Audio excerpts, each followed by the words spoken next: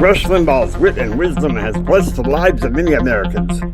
You can hear some of that wit and wisdom here on the James Hendricks Show, Weekend Edition. Hey guys, I'm in a much better mood and, well, number one, because I got a chance to go out of the house and collaborate with a friend of mine from church, from my home ward. I'm Latter-day Saint. And I gotta tell you, I am celebrating the overturn of Roe v. Wade. I really am. You know, I was talking to my mother this morning, I said, Mama, I'm celebrating. She said, you're celebrating what? I said, well, Mama, didn't you hear that Roe v. Wade has been overturned? She said, James, that was such a complex law. I don't see how in the world they could have been overturned. I always assumed it was the law of the land. Well, what can I say? That's when I told her about some of the stuff. How I studied the case for myself, you know. Because the Roe v. Wade case was in my constitutional law textbook. Back when I was getting my bachelor's degree in political science. And in 2001, I studied Roe v. Wade on the 28th anniversary of the decision. And what I heard, what I saw, I couldn't believe it. You know, Justice Blackmun, Nixon appointee, using poverty and racism to justify the killing of unborn babies. Now,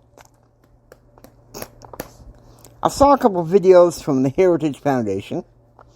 God bless them. I stand by what they believe. They think that abortion should still be a federal issue. But now, I'm going to be bluntly honest with you. This is where I kind of, in some ways, disagree. And here's why. If we make it a federal issue, can we count on federal officials, duly elected or appointed, to interpret the Constitution, to interpret the law, or just make up new law? I mean, Congress may pass an amendment, that abortion is murder. But the pro-choicers could turn around and say, whether another Congress, hey, let's nullify that law. You know what I mean? And I gotta be honest with you. Don't get me wrong. I still have faith in the political process. But I have also become very aware that the power games in Washington, D.C., and the Washington, D.C. grapevine is like kudzu. Look at the Mexico City policy, which presidents have done with that. Bush, instituted it. Clinton rescinded it. W. Bush reinforced it. Obama rescinded it. Trump reinforced it. Biden rescinded. The problem is, if we make it a federal issue,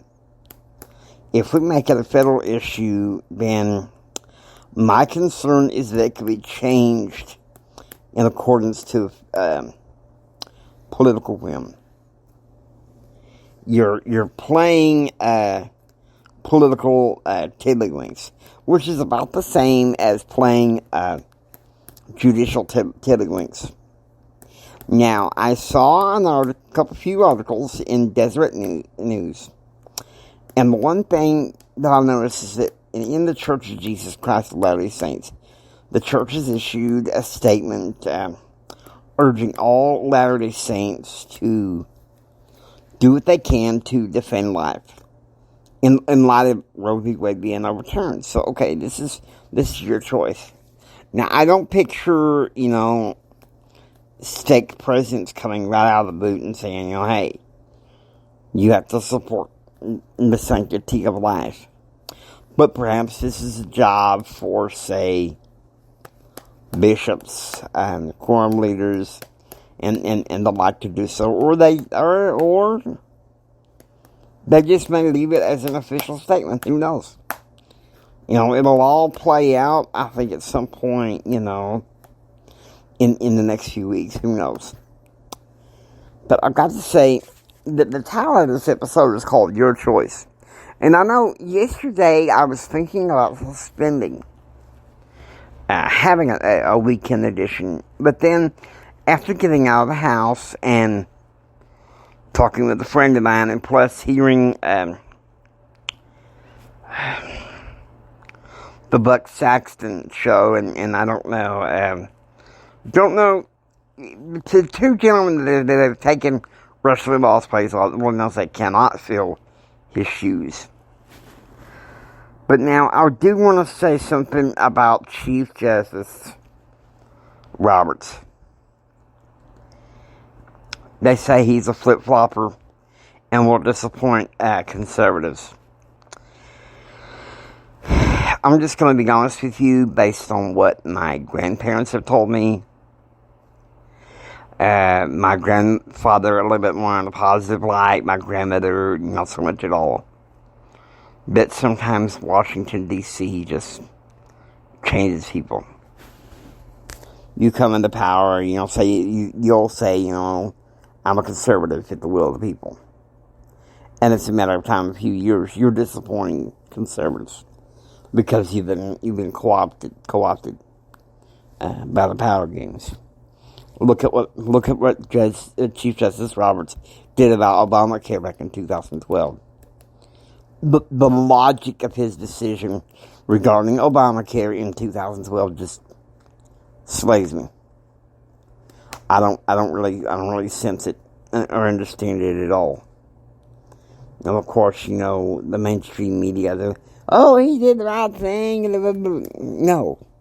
He betrayed principles. My view is this: if you can't sit on a bench or be at a desk as a legislator or in any public office, if you betray principles, you don't fit well in my book. It's like I told my friend yesterday on the way to dinner, I said, look, I'm not a Republican. I'm not a Democrat. I am a conservative federalist. And as a conservative federalist, I'm going to say this: you guys have a choice. Now, I'm not going to speak for all churches. I know the Catholic Church and some archbishops are starting some pro-life programs.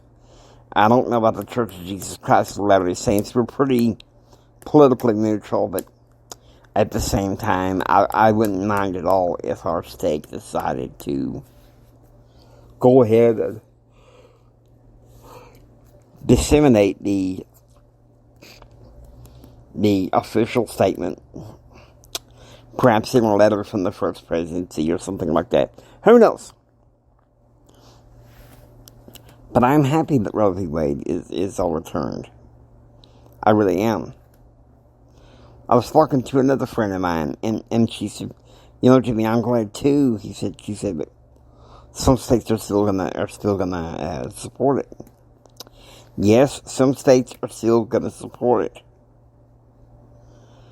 And some conservatives play, well, this will just muddy the waters, and you gotta make it a federal. Why make it a federal case? If you want to support abortion, go live. Become a resident of that state that supports abortion. Okay? Common sense here, okay? Let's not be turds.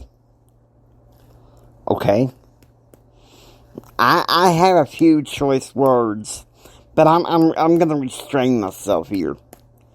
Okay, because quite frankly, guys, it's your choice.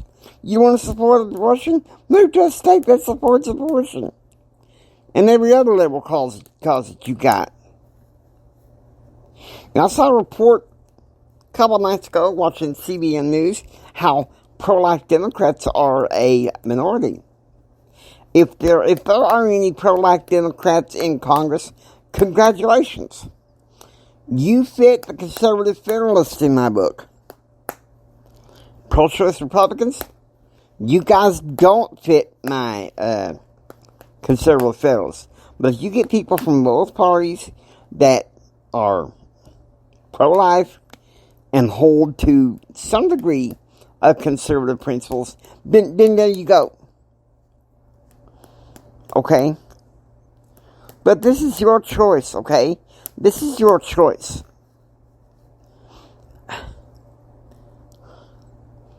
You have a choice. You know, this morning I was trying to watch something kind of, maybe a little bit on the spiritual side, I'm not sure. And it cut in with an ad from Nancy Pelosi. And you could just tell, you know, she was kind of pitching and saying, "Oh, these Republicans get their way." Hello, it's the will of the people. The Supreme Court interpreted the Constitution, and they should be cheered for that.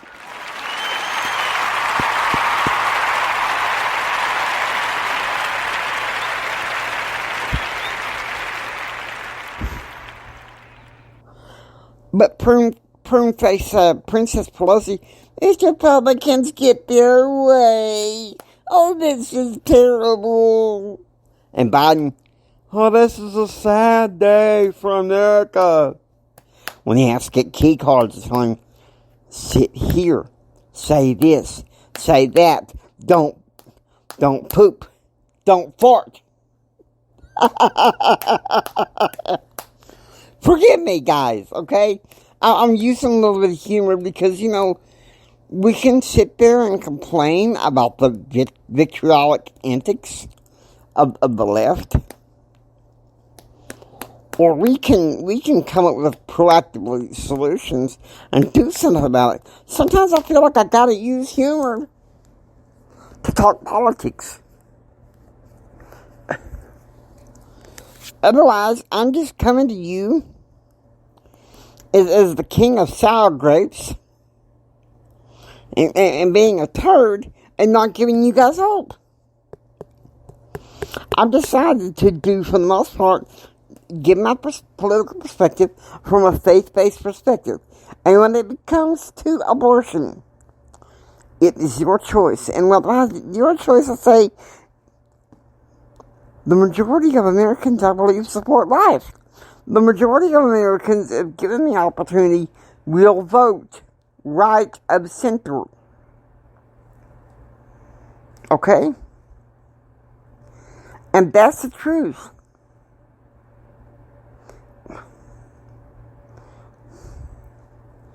You know, Biden saying it's a sad day for America. And Pelosi, oh, we got to pass abortion as legal in Congress. Really? How many of you read the Constitution? I'm going to challenge us to do this close to Independence Day, because I really think that we need to do something about this, guys. Okay, let's not fall around this anymore. We need to defend our country.